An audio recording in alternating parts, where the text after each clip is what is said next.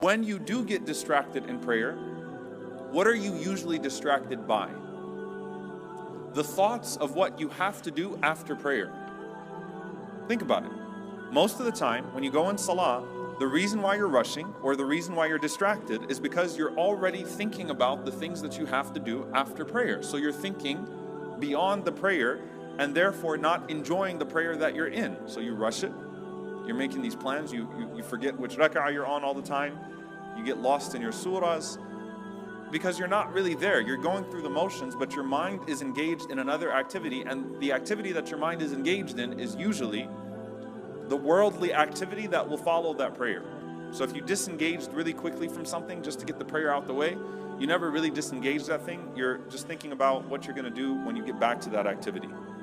So your prayer is an interruption in your day, as opposed to being an essential element of your day and the most important part of your day, because it concerns the most important relationship of your life, and it is the most important thing that you will be asked about on the day of judgment. But you are treating it like an interruption of your day, and usually you're not thinking about your food.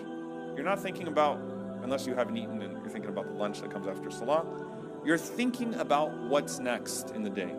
You're making your plans. If you got a phone call coming up, what am I going to say when I talk to this person? If you got a meeting, how am I going to prepare for that meeting? If you got some work to do, how am I going to get that work done? Your mind is thinking ahead of it. And the Prophet ﷺ gives you a very simple advice, and it's very efficient. Don't think beyond the prayer. Catch yourself, stop yourself, and remind yourself, hey, this could be the last time that I get to stand before Allah in this life and then meet Him, standing before Him in the hereafter, asked about how I used to stand before Him in this life. This is my last job interview with Allah, effectively. This is the last time that I'm going to have the opportunity to pray. The last time that I'm going to have the opportunity to get this right. And if it's the last time, and it's the first thing I get asked about in the akhirah, the hereafter, then I really, really need to focus and make this right. So mindfulness starts with recognizing what usually takes you away from mindfulness. Saying, you know what? Stop here. Salli salatan muwaddi'. Pray as if it's your last prayer. Focus. There is no asr if I'm in dhuhr. There is no maghrib if I'm in asr.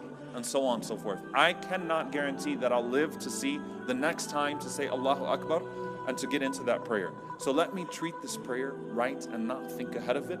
And by doing so, I'm also prioritizing the relationship with Allah over the relationship with everybody and everything else. Start with that.